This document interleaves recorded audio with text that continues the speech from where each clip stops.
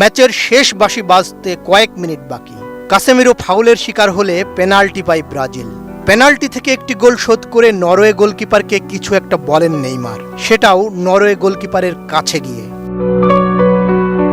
ব্রাজিলের একটি টিভি অনুষ্ঠান নেইমার ও নিলান্ডের মধ্যে হওয়া কথোপকথন সামনে এনেছে।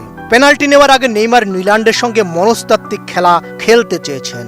নিলান্ডকে উস্কে দিতে গিয়ে নেইমার বলেছেন, পেনাল্টিটা কোন দিকে মারবো, তুমি কোন দিকে চাও? পুরো ম্যাচে একের পর এক দুর্দান্ত সেভ করা নরওয়েজিয়ান গোলকিপার নিলান্ডো দমে যাননি। তিনি পাল্টা জবাব দেন, পোস্টে মারো, পোস্টে মারো। এরপর নেইমার তাকে বলেছেন, আমার সঙ্গে এসব চলবে না, আমার সঙ্গে না, বেকুব।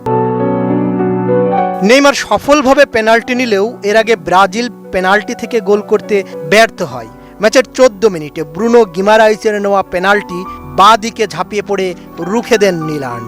ম্যাচের শুরুতেই সেই সেভ নরওয়েকে ম্যাচ জয়ের আত্মবিশ্বাস দেয়। শুধু পেনাল্টি বাঁচানোই নয়, হল্যান্ড দৃশ্যপটে আসার আগ পর্যন্ত নিলান্ডই আসলে নরওয়েকে ম্যাচে রাখেন। অন্যদিকে নেইমারের শেষ 16টা হলো কান্না ভেজা। নরওয়ের কাছে 2-1 গোলের হারে ব্রাজিলের হেগজা মিশন আরও দীর্ঘ হলো। এর আগে 1970 থেকে 1994 সাল পর্যন্ত 24 বছর বিশ্বকাপ জিততে পারেনি ব্রাজিল। 2002 সালে সর্বশেষ বিশ্বকাপ জয়ের পর আবারও 24 বছরের খরা চলছে। সেটা কোথায় গিয়ে থামে কে জানে।